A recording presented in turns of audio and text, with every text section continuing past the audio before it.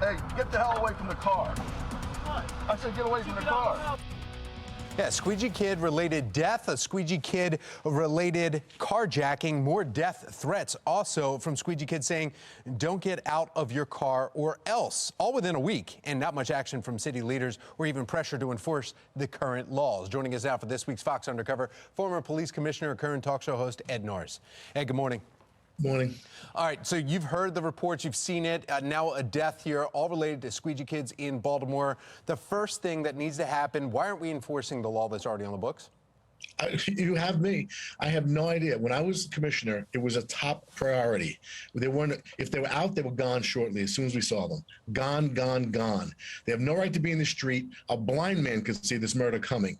This is not new. This is not that day, these weeks. This has been going on for years. I personally observed a fist fight at Light and Lombard. Guy got out of his car, and he was not someone looking for a fight. There's a man in a business suit, had enough, jumped out, ends up engaging these guys. This has been going on for years.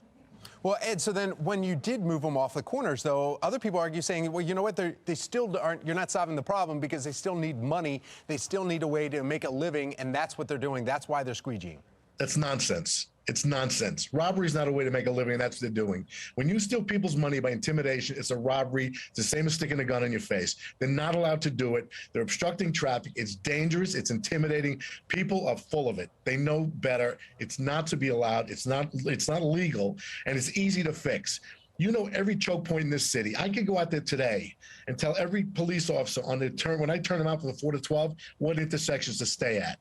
It's Light and Lombard, President Lombard, Conway and Light. There's every entrance and exit from the city. Nonsense. You sit them there, they're not allowed there anymore. And this guy should be alive today. It's the city's fault. So we're talking about going around in what, like some type of van and gathering them up and then prosecuting them for actually doing this? Or are you saying, okay, get off the corners, giving them some warnings before that actually takes place and there's an arrest made? No, you get no warning. You get one warning. You move off the corner. If you're still there, you get locked up. That's the answer.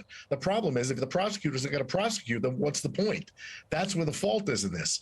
I had someone on board. I had the police locking these guys up. If they didn't listen, they got locked up, period.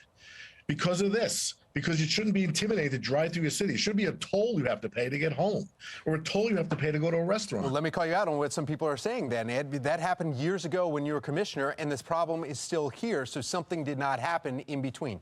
Yeah, they didn't continue my policies. Fred Bielfeld did. Look what happened. Murders were under 200.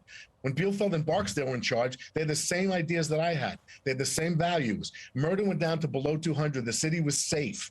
I brought it down. They brought it down further. These policies have been abandoned for the name of political correctness. And they're hiding behind this consent decree. They're not policing the city anymore, and it's extraordinarily dangerous. These low-level crimes, you see what can happen. That's why they need to be enforced.